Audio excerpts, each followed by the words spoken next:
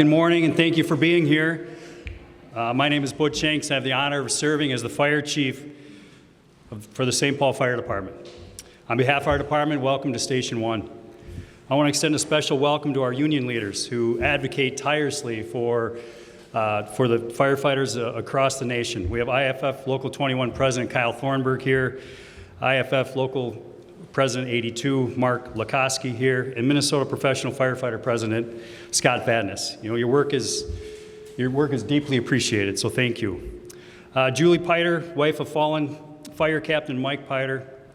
You know, your continued dedication is the reason we're here today, and I just want to say welcome and thank you for all your work you're doing.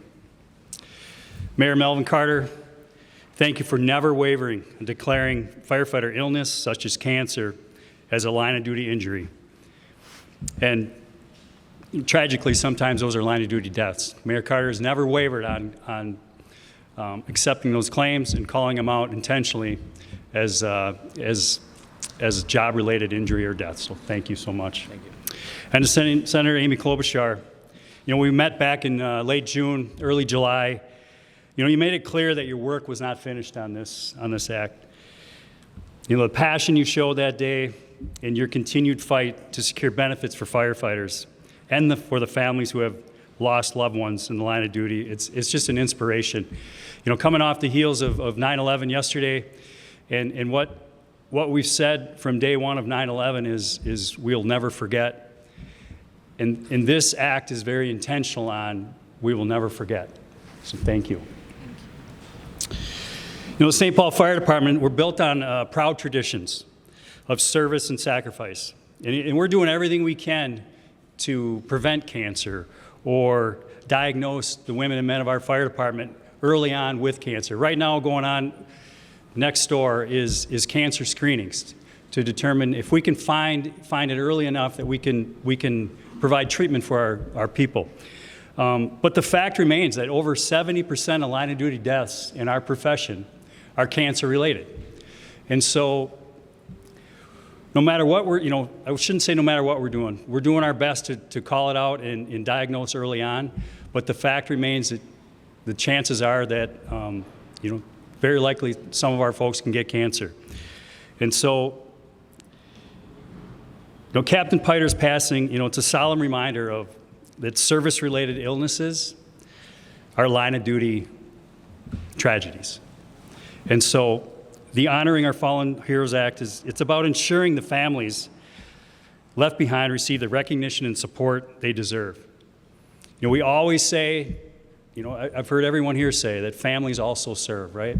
We thank us for our service, but families also serve. And this act intentionally calls out and recognizes and provides benefits to the families that serve alongside of all of us that serve. So thank you. You know, now it's my honor to introduce, you know, one of the champions for not, you know, just this act and just firefighters, but for the fire profession in general, our Honorable Mayor Melvin Carter. Mm-hmm. Go ahead, Melvin. Well, thank you, Chief. I appreciate that. It's an honor to be here this morning. Senator, thank you for your championship of this work. It really means a lot to us to know that we have someone who is not just in Washington, D.C., but who is really representing us in Washington, D.C., and taking the concerns of our community members and our firefighters to Washington, D.C. with us. I'm always proud to stand behind you, to stand with you, and we appreciate your leadership on behalf of Minnesota and the entire country. To all of our firefighters here, thank you so much. The union leaders here, thank you all so much for your willingness to operate as true heroes in our community. You know, who put yourselves in harm's way. The chief mentioned families serving, and I'm one of those family members. Many of you know that my father is a retired St. Paul police officer, and let me tell you, I was sure every day he went to work that there was something on a piece of paper that was a job description. For me, the number one job duty of our emergency responders is to keep yourself safe, is to keep yourselves healthy, and to hug and kiss your children and family at the end of the day. And that's what this is about. Chief Vinks, I want to thank you for hosting us. Thank you for being your voice in this work. And of course, Julie, I'm honored to be with you again to celebrate Mike's life and legacy And as you share your story, your courage and your strength is incredible to us all. And we all draw inspiration from you as Mike lives on through you. So thank you very much. Yesterday was the 24th anniversary of 9/11. When 343 firefighters made the ultimate sacrifice responding to the World Trade Center attacks. And today, 11,000 active and retired FDNY members have been diagnosed with at least one World Trade Center-related disease. Over 3,500 are suffering from cancer. It's a stark reminder that the sacrifices of our first responders continue long after the smoke has cleared. A third-generation firefighter, Captain Paidar, followed in the footsteps of his father and his grandfather. He wore that uniform with pride and courage and was a firefighter in every sense of the word. Captain Paidar showed up, shift after shift, undaunted by the dangers of this job. He battled fires, responded to emergencies, and carried others to safety without hesitation. But the risks he faced did not end when the flames went out. He was diagnosed with an aggressive form of acute myeloid leukemia and passed August 26, 2020, after a 6-month battle. 5 years ago last month, we lost a father, a husband, a son, a brother, a teammate, and a friend. We lost a man whose commitment to serving others was matched only by his love for his family and his fellow firefighters. His legacy will forever be etched into the story of our city, our state, our nation. Before his death, cancer was not considered a line of duty death, which shut out families who literally gave their all to our communities, to our country, shut them out from federal supports. Even though firefighters face a 9% higher risk of being diagnosed with cancer and a 14% higher risk of dying from cancer. Through the steadfast advocacy of Local 21 and the entire Paidar family, Captain Paidar became the first firefighter in Minnesota to be awarded the Public Safety Officer Death Benefit after dying of occupational cancer. That decision was historic because it marked the very first time our nation officially recognized what firefighters have known for decades. The cancer caused by this work is in line of duty death, regardless of when it happens. This recognition set a precedent for every firefighter and every family who may one day face the same heartbreaking reality. The bipartisan Fallen Heroes Act expands the Public Safety Officer Death Benefit to cover firefighters who die from job-related cancers. And it goes a step further, making sure that safeguarding our firefighters' health is our priority. That's why we've invested in saunas in our fire stations. That's why we purchased the state's first fully electric fire trucks. That's why we're deploying new equipment that reduces exposure to carcinogens and new equipment to wash our uniforms and everything else that we are doing. Because fulfilling the legacy of Captain Paidar means leading the way in protecting those who protect us. And with that, I want to say thank you and welcome again, and thank you for your leadership to our Senator, U.S. Senator Amy Klobuchar. Thank you so much. Thank you. Thanks so much, Mayor, and thank you to all of you. I was saying I got up at 3 a.m. Minnesota time to get the 6 a.m. flight out of Washington. Got here because I really wanted to make this case now. The timing is really important because not only the obvious with 9/11, and that anniversary and the memory of all the firefighters running to the building and all that we lost. I actually most remember that day. We all remember where we were. I dropped my daughter. She was just starting school, off at school, and went over to one of the moms of one of her friends to drop off like a PTA check. And the mom was watching the TV and the tower collapsed, and she said, my husband's best friend is a firefighter in New York.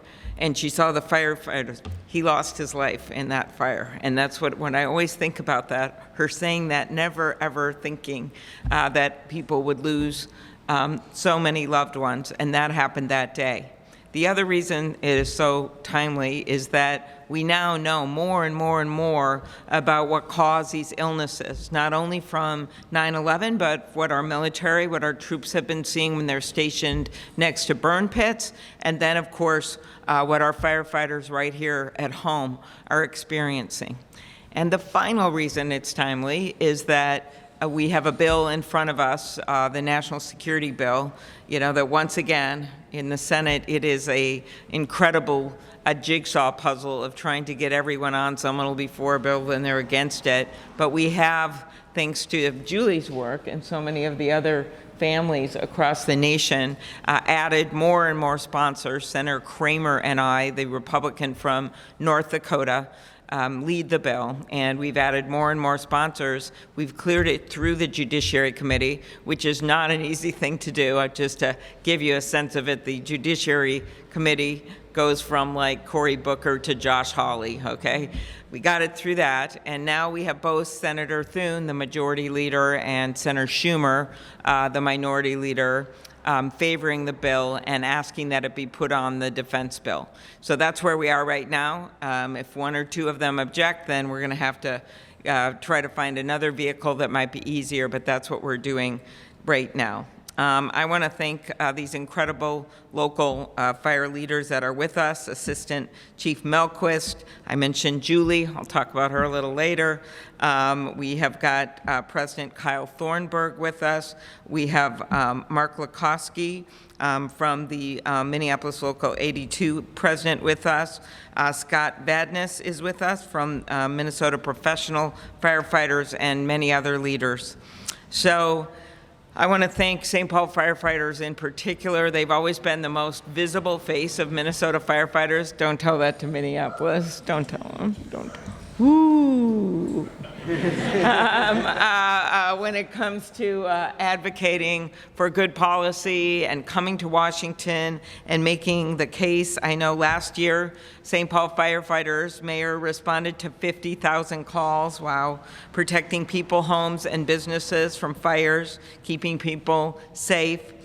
Early Wednesday morning, just this week, the St. Paul Fire Department responded to a fire at a vacant duplex in the Railroad Island neighborhood. When firefighters arrived, flames had engulfed multiple floors. One firefighter was hospitalized. Fortunately, the injuries were minor, but it is another reminder of the sacrifices firefighters are willing to make.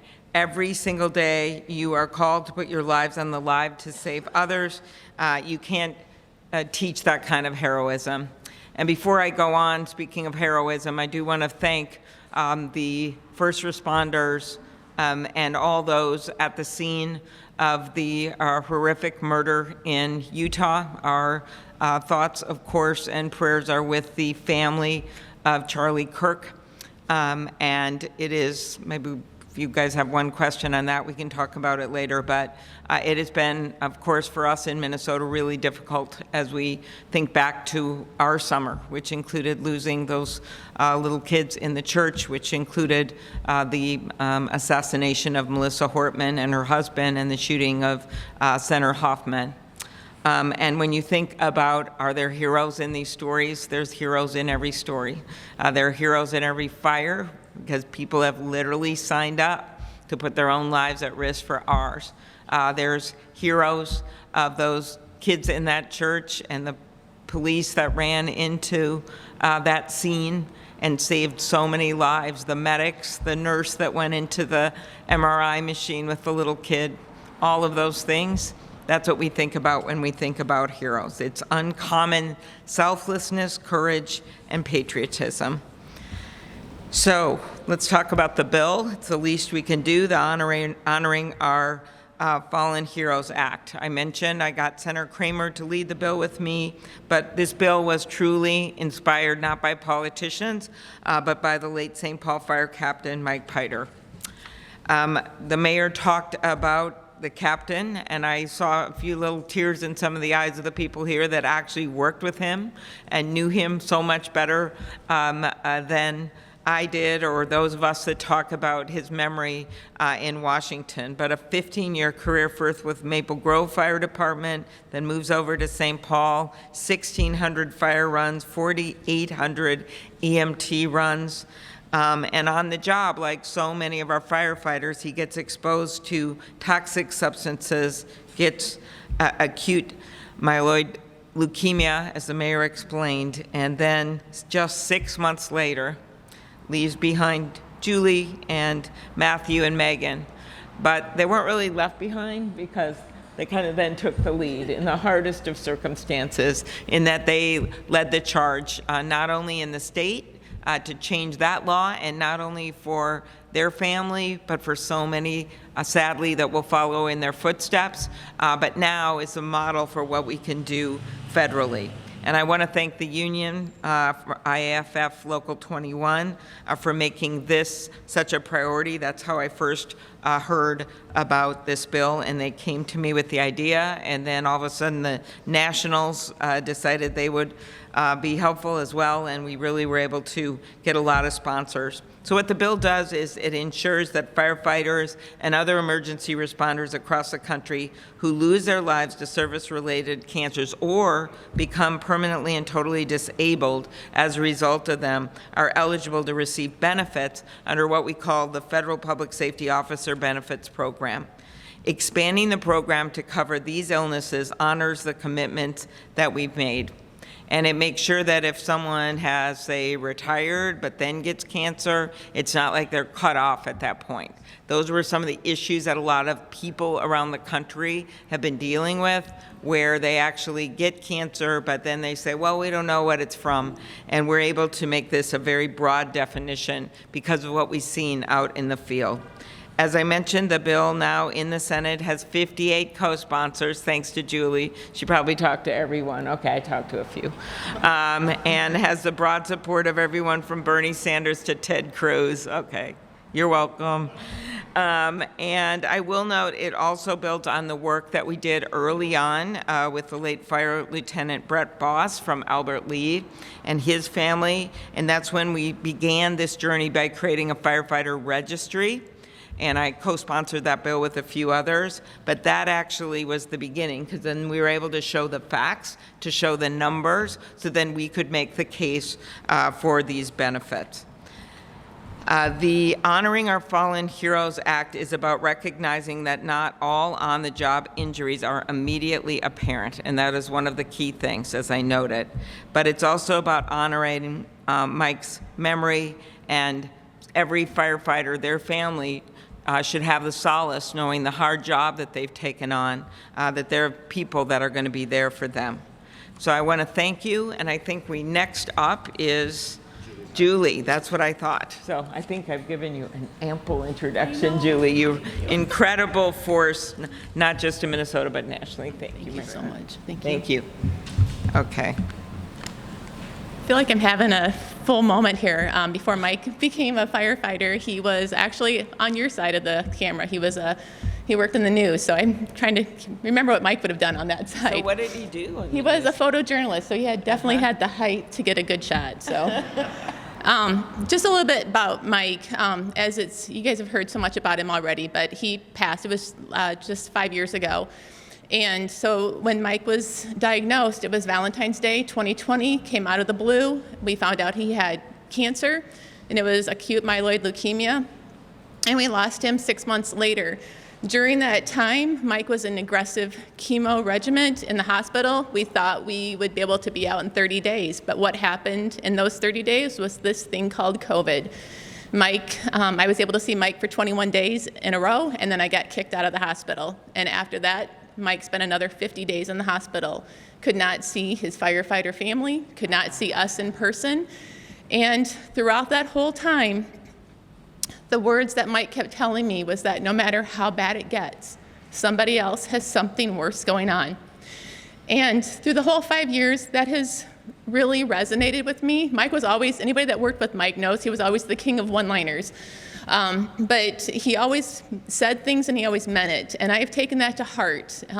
You ask, how can it be any worse than losing your husband? But as I've advocated across this country in support of the Honoring Our Fallen Heroes Act, I have met so many families with little kids that will never grow up to know their father or mother.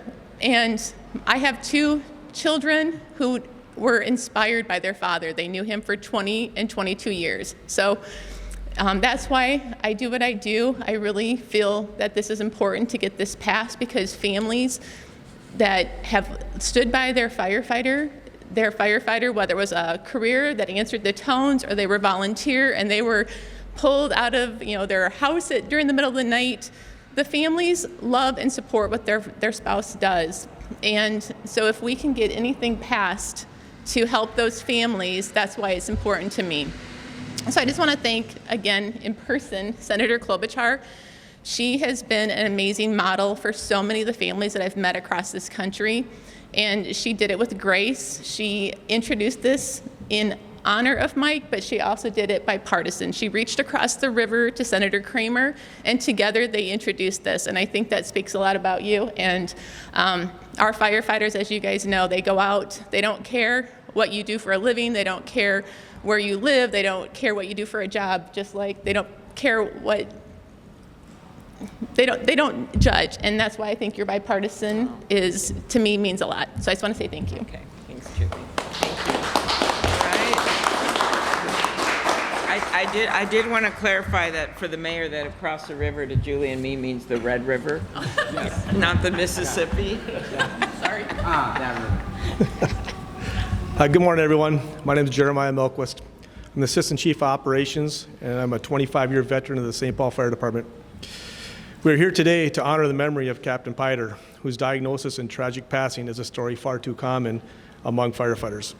His loss reminds us that the dangers we face don't end when the fire is put out. Last year, our department offered voluntary enhanced cancer screenings, just like the ones happening next door right now. I'll admit, like many of us, I was hesitant to go. I told myself, I feel fine, I'm healthy. But at the encouragement of another firefighter, I decided to get screened. Not long after, I was told that some abnormal cells had been detected. Further testing thankfully showed that they had not developed into cancer. But that moment was sobering. I couldn't help but think, what if I hadn't gone? What if I listened to my own stubbornness and skipped the screening? This experience changed the way I look at my own health and the health of my brothers and sisters in the fire service. These screenings are more than a precaution, they're a lifeline. They give us a chance to be proactive with our health and to catch problems early, before they take away years from our lives and time from our families. On behalf of myself, and I believe I can speak for many firefighters and their families, we are genuinely grateful these screenings are available and that benefits exist for those who need them. They represent hope, prevention, and support for the people who give everything to protect our communities. If there's one message I want to leave with today, it's this: don't wait until you feel something is wrong. Take advantage of the resources available and make your own health and wellness a priority. It could save your life. Thank you. With that, I want to bring back our amazing Senator, Senator Klobuchar, to the podium. Oh, thank you. Thank you. Okay, very good. All right. Excellent. Anyone else? Yeah, maybe anything? Hi. Just clarify, so right now, it sounds like the benefits are available, it's just making them available to more people because they're capturing more people who otherwise wouldn't fall under that, maybe perhaps more rigid definition of what a Right. service-related injury. Exactly. So there is a program already in place, but it is very narrow, and it covers narrow from our purposes. It did help a lot of people after 9/11. It was 9/11 related cancer, so you can imagine. So it covers those, which of course we should have covered. But then it covers COVID, PTSD related suicides. It has this kind of group of them. And so what this does is just makes it very clear that this covers various kinds of cancers that would be related to exposure from going into these buildings. And it really fixes a gap that is in the program now. So capturing firefighters across the country now. Right, and also capturing them after they've left. So if they're on active duty, they're going to be covered in their benefits by health care or different things, but some of them retire and then they get the very same kind of cancer that someone had before that doesn't get covered. So that's why, and it also covers, of course, people who are permanently disabled, as I mentioned, and it gives them support as well. So that's what it is. And it's a couple $100 million over 10 years. So we had find ways to pay for it, which we have. What's the timeline for this potentially passing? It doesn't sound like it's an issue of getting Republican or Democratic support, but Yeah, with 58, we're almost over the magic number of 60. That's my job, Julie said, when I get back. That means you are like foolproof over any kind of filibuster. So And that doesn't mean the other people don't support it, because we have 100 of us, right? So the goal is to we're working on this defense bill, which includes other security-related things, including officers, and have a number of things in that bill to help Minnesota with the hangar for the new planes that we're getting out with the 133rd and other things. But in that bill, we have amendments. So we're in a group of amendments, basically, that we're trying to get unanimous support for. It doesn't mean they'll all vote for the bill, but we have to get the amendment by them. So that's what we're trying. Other vehicles, if we can't get it on that, and the national firefighters have made this their number one and only priority on this bill. But if we don't get it on that, then we have the end of the year budget bill. There'll be other things that we would be able to try to attach it to. Because in the Senate, you usually don't vote on one thing at a time, because you have to get all 100 people to agree, like a volleyball team resolution, maybe. And then otherwise, you have to combine them. It's just the way our rules work. That'll be a really interesting tidbit for you guys to use on the news, I know. Okay. And there's been a